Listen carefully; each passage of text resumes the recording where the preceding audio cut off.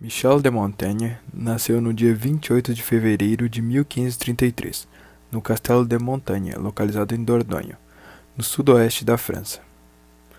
Montaigne foi um escritor, jurista, político e filósofo francês, inventor do gênero ensaio.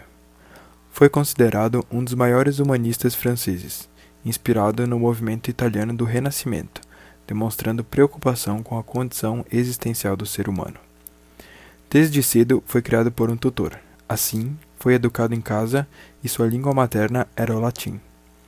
Demonstrou grande interesse pela escrita e por assuntos de história. Em 1554, depois de formado, tornou-se conselheiro da corte de Périgueux, substituindo seu pai, e quando ela se dissolveu, passou a fazer parte do parlamento de Bordeaux. Mais tarde, resolveu se afastar da vida pública, viajando por diversos países da Europa, momento em que se dedica à escrita, publicando diversos textos de filosofia, literatura e história. Michel de Montaigne tinha uma visão de mundo diferente de outros filósofos e pensadores de seu tempo. Em vez de concordar e exaltar os costumes e formas de pensar e agir da época, ele fazia diversas críticas. Mas não eram críticas vazias e prepotentes, eram críticas construtivas. Por exemplo, ele acreditava que as pessoas deveriam parar de ser arrogantes e acreditarem que sabem o que podem saber de tudo. E, em vez disso, deveriam ter a mente aberta a novas ideias, desenvolver o seu senso crítico e pensar por si mesmos. Essa ideia pode ser observada na frase: quem deseja diminuir a sua ignorância deve, em primeiro lugar, confessá-la.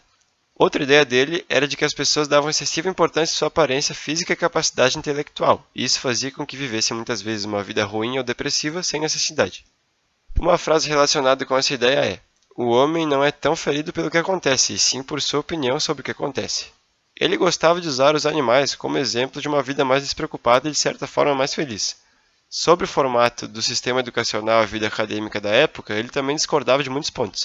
Acreditava que era um erro julgar a inteligência das pessoas pela quantidade de conhecimento teórico que elas conseguiam memorizar, em vez de sua sabedoria e conhecimento sobre como viver uma boa vida e ser uma boa pessoa. Ele demonstrava esse pensamento na frase: nós apenas trabalhamos para encher a memória e deixamos o entendimento e a consciência vazias.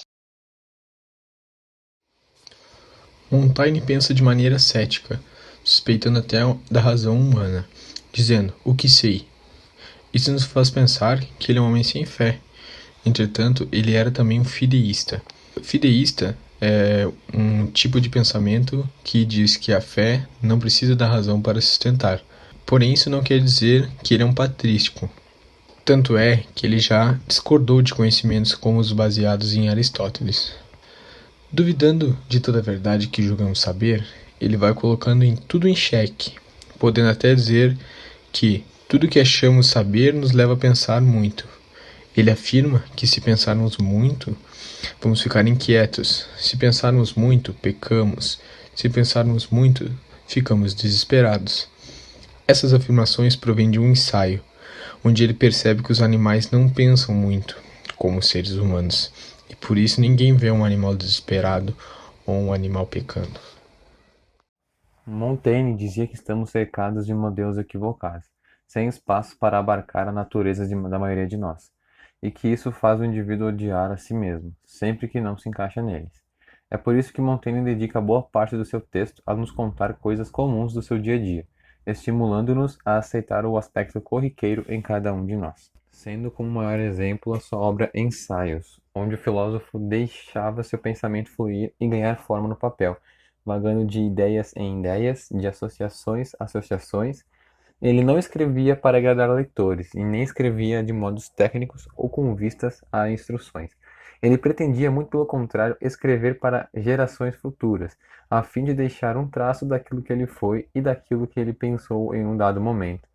Montaigne também adotou o princípio grego: conhece-te a ti mesmo.